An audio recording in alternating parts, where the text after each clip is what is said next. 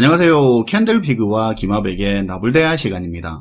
경제기사를 보면 환율이니 생산지수니 뭐니 딱딱한 이야기들이 많은데요. 오늘은 좀 편안하게 경제의 가장 원초적인 개념인 가치를 기준으로 경제에 대해서 생각해보는 시간을 가져볼까 합니다. 반갑습니다, 김하백님. 네, 안녕하세요. 오늘은 경제학에서 말하는 가치를 가지고 지금 우리 주변에서 벌어지고 있는 경제 현실을 한번 되새겨보는 시간을 가져보겠습니다. 흔히 경제학을 가리켜서 선택하는 기술을 가르치는 학문이라고 얘기하는데요. 그리고 다른 한편에서는 경제학을 우리 주변에서 벌어지고 있는 주위의 일상을 연구하는 학문이라고 얘기하기도 합니다. 더 가치 있는 선택을 하기 위해서 사회를 분석하고 이해하는 학문이죠. 네, 포인트를 잘 짚어주신 것 같은데요. 흔히 우리가 더 가치 있는 선택을 하는 걸 경제적 판단이라고 얘기할 수 있어요. 그러니까 경제학은 과거에서 이미 벌어진 사회 현상뿐만이 아니라 지금 일어나고 있는 현상도 같이 분석해서 미래에 더 나은 부를 만들려고 사람들이 어떻게 의사결정을 해야 될지 그 선택하는 방법을 가르치는 학문인데요. 그렇다면 그런 경제적 판단은 또 어떻게 이루어지느냐? 바로 가치라는 거에 그 기준을 두고 의사결정과 판단을 내리게 됩니다. 그러니까 우리 주변의 경제 현상을 이해하는 데는 그만큼의 본질적인 가치를 먼저 이해하는 게 중요할 수 있다는 얘기가 될 수 있어요. 사실 그렇죠. 어렵고 복잡한 이론들이 많지만 결국엔 가치라는 걸 기준으로 다 풀어가는 거죠. 네. 그래서 오늘은 가치라고 하는 이 한 단어만 가지고 우리의 경제 활동이 어떻게 이루어지는지 그 과정을 한번 풀어가 볼 텐데요. 우선은 가치의 세 가지 개념에 대해서 먼저 짚어보고 넘어갈 필요가 있을 것 같습니다. 세 개나 됩니까? 말이 세 개지 들어보면 다 아는 내용이니까 개념 자체는 그렇게 어렵지 않을 거라는 생각이에요. 좋습니다. 첫 번째 가치는 뭡니까? 우선 첫 번째 가치로 사용가치라는 게 있는데요. 우리가 어떤 물건을 사거나 서비스를 제공받으려면 우선은 돈이라는 그 비용을 지불하게 됩니다. 그리고 비용이라는 그 지출을 통해서 우리는 만족이라는 걸 대신 얻을 수 있게 되는데요. 그래서 쉽게 그냥 우리가 얻을 수 있는 그 만족감을 여기서 말하는 사용가치라고 생각하시면 쉬울 것 같아요. 그러면 사용 가치를 만족감이라고 바꾸어서 생각해도 되는 거네요. 네. 굳이 사용 가치를 어렵게 생각할 거 없이 제품이든 서비스든 간에 거기서 얻을 수 있는 만족이 커지면 그만큼의 사용 가치도 높아지게 된다는 개념이에요. 예를 들어 밥을 먹고 배가 부르다든지 화장을 해서 더 이뻐 보인다면 거기에 따른 배부름이나 더 이뻐 보이는 그런 만족감을 여기서의 사용 가치로 볼 수 있다는 개념이에요. 근데 화장품은 좀 다르지 않는가요? 내나 화장품도 같은 개념이라고 볼 수 있어요. 아니요, 그게 아니라 이거 말을 잘못하면 좀 오해할 수도 있을 것 같은데 화장을 해도 안 이뻐 보일 수 있는 거잖아요. 네.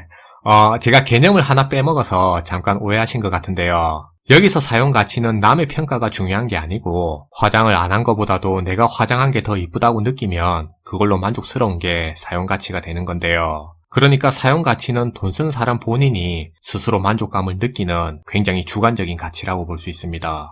아, 그러니까 골동품이나 비싼 명품 같은 경우는 사람마다 생각하는 가치가 다른 것처럼 그런 거 말하는 거죠. 네, 맞아요. 예를 들어 제가 차를 이동수단으로만 보는 사람이라면 소나타나 벤츠는 저한테는 둘 다 사용 가치가 같은 차가 되는 거고요. 만약에 차를 통해 주위의 시선이나 사회적 평판을 중요하게 여긴다면 차가 더 비쌀수록 저한테는 사용 가치가 더 높게 작용할 수 있게 되는데요. 그래서 굉장히 주관적으로 평가되는 게 사용 가치라고 볼 수 있어요. 알겠습니다. 그러면 사용 가치는 주관적인 만족감이네요. 두 번째는요?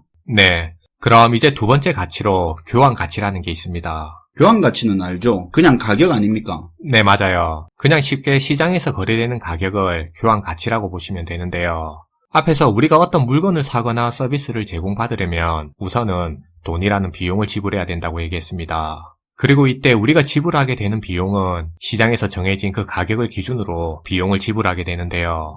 바로 이때 시장에서 거래되는 가격을 교환 가치라고 볼 수 있어요. 사용 가치는 개인의 주관적인 만족감이라서 가치를 교환할 수가 없는데 교환 가치는 말 그대로 교환할 수 있는 가치네요. 돈으로. 네, 맞아요. 그냥 쉽게 교환 가치는 가격이라고 생각하시면 될 것 같아요. 그리고 다음은 마지막 세 번째 가치로 생산 가치라는 게 있어요. 생산 가치요? 네. 이걸 경제학에서는 생산 요소의 가치나 생산 비용이라고도 부르고 있습니다. 좀 어려운 것 같은데요. 말이 조금 헷갈리니까 그냥 여기서는 기업이 투자하는 모든 비용을 생산 가치라고 얘기할게요. 그러니까 기업이 어떤 제품이나 서비스를 제공하기까지 투입하는 모든 비용을 가리켜서 생산 가치라고 생각하는 겁니다. 생산 가치를 비용이라고 보면 되는 거죠, 그냥. 네. 그냥 기업에서 발생하는 비용이라고 보시면 됩니다. 그럼 생산의 3요소도 아마 기억하실 거예요. 토지, 노동, 자본. 네, 맞아요. 방금 말씀하신 토지와 노동 그리고 자본이라는 이 3대 생산 요소가 지금 말하는 생산 가치에 포함되게 되는데요. 결국 기업은 토지와 노동 그리고 자본이라는 이 모든 거에 다 비용을 투자해야지 제품과 서비스라는 생산물을 만들 수 있고요. 그래서 여기에 들어가는 모든 비용을 가리켜서 세 번째 가치인 생산 가치라고 볼 수 있는 건데요. 그냥 기업이 쓰는 비용이나 생산 원가를 생산 가치라고 생각하시면 쉬울 것 같습니다. 그럼 정리를 하면 사용 가치는 주관적인 만족감, 그리고 교환 가치는 가격, 생산 가치는 비용이네요. 네, 그렇게 정리하면 될 것 같아요. 그런데 이렇게 정리를 하고 보니까 이 세 가지 가치의 격차가 크면 클수록 좋은 거 아닌가 하는 생각이 드는데요. 가격을 말하는 교환 가치보다 사용 가치가 높으면 그것도 좋은 거고, 비용을 말하는 생산 가치가 가격보다 많이 낮아야 좋을 것 같은데요. 방금 말씀하신 게 경제 활동이 일어나는 기본 원리가 됩니다. 그럼 이제 지금까지 살펴본 요 세 가지의 가치를 가지고 이 가치에 따라 또 경제가 어떻게 흘러가게 되는지 그 진행 과정을 한번 살펴보도록 할게요. 우선 기업이 어떤 상품을 만드는 데 들어간 비용보다도 그 제품이 시장에서 팔리는 가격이 더 높으면 자연스레 기업은 이윤을 얻을 수 있게 되는데요. 그러니까 결론적으로 비용이라는 생산 가치보다 가격이라는 교환 가치가 더 높을수록 기업의 이윤도 따라서 더 높아지게 된다는 말인데요. 이 말은 즉 생산 가치와 교환 가치의 차이가 더 커질수록 전체 경제에 있어서 기업들의 생산 활동도 더 활발하게 진행될 수 있다는 얘기가 됩니다. 비용이 낮아지던 가격이 높아지던 생산 가치와 교환 가치의 갭이 커지면 생산 활동이 느는 거네요. 네. 그럼 다음은 교환 가치와 사용 가치를 한번 비교해 볼게요. 만약에 어떤 제품이나 서비스가 팔리는 가격보다도 그걸 사용했을 때의 만족도가 더 높으면 당연히 소비자는 그 가격을 지불할 이유가 생기니까 소비자의 소비 활동이 일어나게 되는데요. 이 말은 즉 교환 가치와 사용 가치의 간격이 더 커질수록 소비자의 소비 활동도 더욱 활발하게 이루어질 수 있다는 얘기가 될 수 있어요. 그렇죠. 그래서 평소 기업들은 비용이라는 생산 가치를 낮추는데, 그러니까 생산 가치와 교환 가치의 간격을 더 키우기 위해서 평소 기술 개발과 함께 생산력 향상에 집중을 하는 겁니다. 그리고 그렇게 기업들의 생산력이 커지면 제품과 서비스의 가격이라는 그 교환 가치도 자연스레 낮아지게 되는데요. 그럼 교환 가치와 사용 가치의 간격도 더 커지니까 결국 소비까지 활성화되는 경제 선순환의 흐름을 이어갈 수 있게 됩니다. 이게 다 알고 있는 내용이라고 생각했는데 또 가치만 가지고 이런 식으로 정리를 하니까 새롭네요. 사실 내용 자체는 원래 있는 내용이라 그렇게 새로운 내용은 아니에요. 그럼 이제 마지막으로 최근의 경제 상황을 지금까지 얘기한 가치로 한번 정리해 볼게요.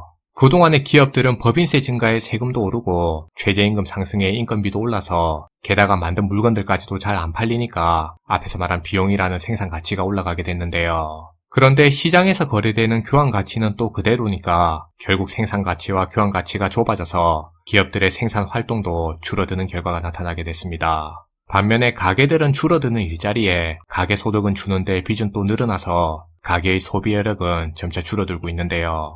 그렇다면 소득이 줄어든 가게는 같은 돈을 쓰더라도 예전과 같은 만족감을 가질 수 없게 됩니다. 결국 사용가치 하락에 교환가치와의 간격이 줄어서 소비활동 역시도 줄어든 모습이 나타난 것 같다는 생각입니다. 이게 듣다 보면 조금 어렵게 들리는 것 같은데 똑같은 물건 똑같은 가격으로 산다고 하더라도 100만원 벌 때 10만원 쓰는 거랑 70만원 벌 때 10만원 쓰는 건 분명히 만족도가 다르죠. 네, 말씀하신 같은 개념이에요. 게다가 최근에 부동산에 주식할 것 없이 자산 가치가 다 오르다 보니까 소비활동에 쓰일 돈들이 그쪽으로 또 쏠린 게 아닌가 하는 생각도 듭니다. 그것도 사실 맞는 말입니다. 요즘 자동차 사려고 몇천만 원 가진 돈이 있던 사람들도 당장 차 사는 게 아니라 주식 투자해서 나중에 더 좋은 차 사야지 하고 있거든요. 네, 그것도 그런 것 같아요. 어떻게 보면 당장의 소비로 인한 만족감보다 투자로 인한 그 기대감이 더 커져서 소비가 뒤로 미뤄지는 경향도 있을 거라는 생각입니다. 소비 지체 현상은 경기 침체 때 특징적인 부분이죠. 네. 어쨌든 각각의 가치들의 갭이 커져야 실물 경제가 잘 돌아가는 거네요. 오늘도 잘 들었습니다, 김하백님. 네, 감사합니다. 오늘은 가치를 기준으로 정리된 경제 이야기를 해봤는데요. 당장 소비를 해서 얻는 만족감에 돈이 가는 게 아니라 소득이 더 오를 수도 있다는 확실하지도 않은 기대감에 돈이 더 몰리고 있는 것 같다는 김하백님의 마지막 말이 왜 이렇게까지 됐는지 많은 생각을 하게 만듭니다. 시청해주셔서 감사하고요. 지금까지 나불대화 시간이었습니다.